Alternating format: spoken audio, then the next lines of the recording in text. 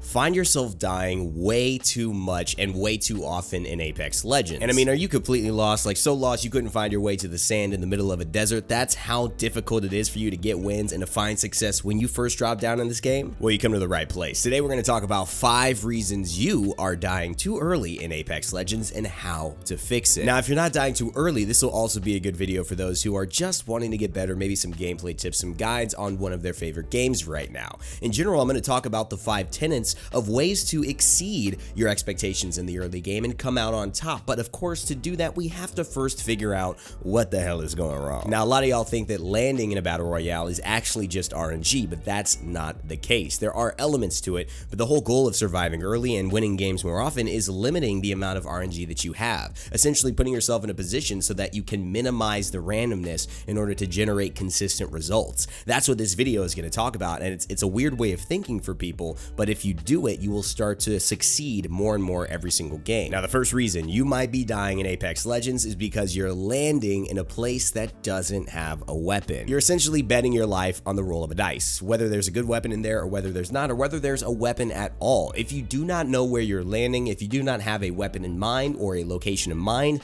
you already are losing at the start of a game. See, most experienced players find a way to land exactly where they want to, no matter what, whenever they go to their town of choice. If it's Skull Town, maybe they land on the roofs. If it's Market, maybe they land in through the windows, or maybe they land outside in the buildings and then loot and then go into Market with some gear. Either way, they have a decision that's already preemptively made, or if they need to make an audible, they have their second choice lined up already. Sometimes your teammates may go to the exact spot that you want to go to as well. Then you have to have an audible for where you want to take. Don't put this on anybody else. Don't get mad at them. Have routes, have options, and this just comes with learning the map. That's why I suggest dropping the same place over and over again, getting used to it, getting all of your spots, knowing it in and out. So if somebody goes roofs and they're a little ahead of you, you could drop down, start looting in a different path, knowing that you'll get a weapon and you'll still be able to fight. Knowledge is power, my friends. Do not underestimate it, and if you have been, that's probably one of the reasons why you've been dying in Apex Legends. Moving on to the second reason we want to talk about why you've been dying in Apex Legends, that's because you're not prioritizing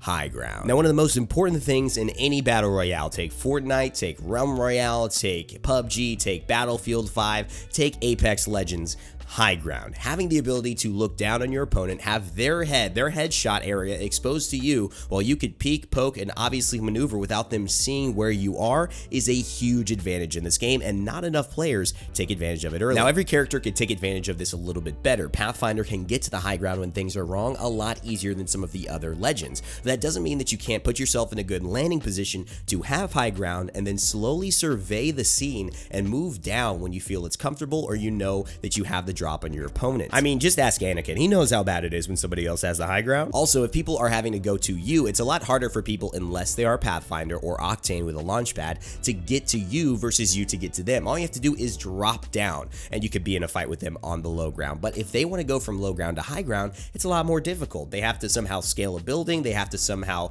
run up the stairs. You know where they're going to get to you, and you know that you can have the first chance to shoot at them. This is a big benefit, and if you guys stop playing around, you'll realize that high ground most of the time will save you in the early game. I mean, this is really it. The tip is super simple, but I don't see a lot of people do it. So if you are dying quite often, consider landing at a higher location and moving lower when you start to loot, or trying to land in a place that has a lot of opportunities for you to gain high ground if things go awry. It's a great way to disengage. It's a great way to set up some offense, and a great way to get vision, not only for yourself, but to ping for your teammates. So stop being a low ground leech and become a high ground herald today. Call 1-800-HIGH-GROUND for more information. Also requires Pathfinder, only one available per game. Moving on to the number 3 reason why you're dying too early in Apex Legends, and that is because you're fighting like the Flash. Listen, I know we all want the good life now. We all want to be chilling on the beach, retired, having millions in the bank account saying, I did it all, but we don't want to wait the 40 years it might take to get that. At the end of the day, it's the same exact principle applied to Apex Legends. We try to get these fights over with, like somehow rushing to finish the fight is going to give us an advantage, but it's the the exact opposite. It makes you predictable and it makes you much more likely to die early in this game. Now you may be thinking, Randy, there have to be some exceptions to this, and I will agree that if you have a very good loadout at the start, say you drop and get an early Peacekeeper and a blue shield, you should definitely try to take some fights. You have good defense, you have a great weapon that can one-shot people who don't have that same armor, and you should be able to go have some success. So if you're dying a lot, you may just be rushing these fights. One of the things you'll notice is that sometimes teammates will go down and they will get up and they will have their own rhythm to the fight. It doesn't mean that the second they die, you have to rush over there. It also doesn't mean that the second you get low or you see an opportunity to push somebody, you have to push them. It may be better off to fully heal rather than healing halfway and trying to rush a kill and then realizing, oops, his teammate is right there with him. Especially if your pace is so predictably fast and they know you're just rushing in, there's not going to be any surprise for them. If you do stay patient, if you do back off, maybe disengage, not only can you get fully healed, not only can you get a better view of the situation by taking that high ground,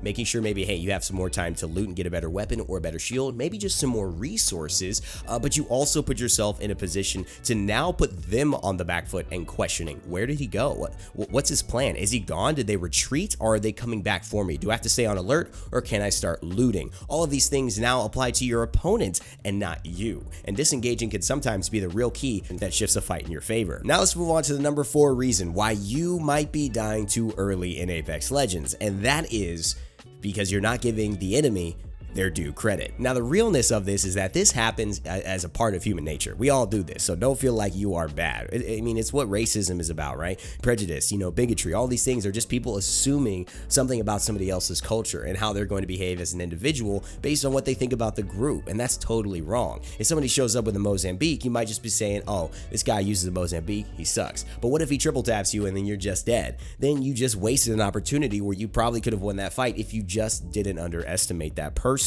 A lot of this happens in Apex Legends, and I found myself getting more and more aware of the fact that I need to give my opponents more credit for their abilities in this game. And by abilities, I mean the ability to win the fight. Think about it like this. What if Shroud was on the opposite team and you knew that person in that room next to you with a weapon was Shroud? How would you behave? Would you just run away? Would you at least play cautiously? I think most people would not try to go into a 1v1 aiming battle, just gun-ho, slide in, and hope for the best, right? And that's what I'm talking about. If you give somebody the credit that they may be this great player, that they could laser you in a 1v1, but you don't shy away from it, you just understand that, you will play the fight so much safer and smarter for your success versus running in saying, yeah, there's no way I'm going to lose. If I assume somebody's going to make the absolute best decision in this moment, I put myself in their shoes and say, okay, this person probably now is going to run around this corner. Maybe they're going to try to heal. They probably won't push me because they don't have enough health, so I'm going to have to be fighting somebody who's full health again the next time I show up.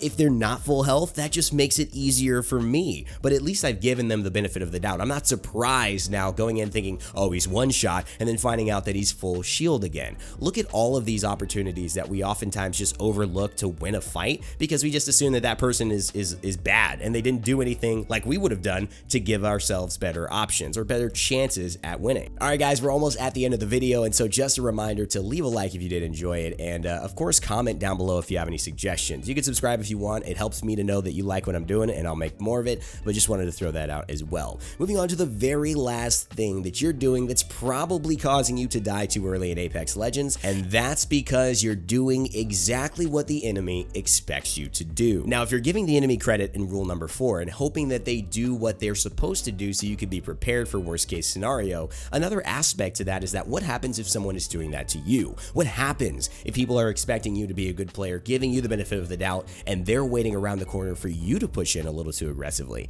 This happens all the time, and honestly, I find myself getting frustrated at these moments much more than anything else. Sometimes the unexpected flank when you have a safe line of sight towards them is what wins you that fight in the end. Sometimes the risky move is the move that pays off because people think there's no way this guy is going to come into our back line, into this room with all 3 of us and try to win this fight. Now, this does not mean that I want you to go into a room with a caustic by yourself and just die instantly, okay? It's not a surprise if you go into his literal trap. That's not unexpected, that's just bad. Now, being predictable is a good thing at times. Sometimes you knock somebody down and now it's a 2v3 for your team. You should go and push that team. You have an advantage, take it. But it doesn't mean that everything you do has to be in a straight line. Like I said, maybe you could wrap around, maybe you could do a duo flank one side and then someone solo flank on the other side. Maybe you'll save yourself some meds. Maybe you'll save a Phoenix kit. Maybe you'll be able to deal with the third party that's probably going to be showing up after this fight is over. But that just means that you're going to survive that much longer. You're going to have better chances in your upcoming fights because you did something that threw that enemy team off. At the end of the day, if you incorporate these lessons, you will become a better player and you will survive the early game and stop dying so frequently. A lot of these things aren't things that you guys didn't know or had no idea or couldn't comprehend, some Einsteinium theory. It's simply just common sense, but it's awareness that brings that common sense into your actions. If you are aware of this every single day, every single game,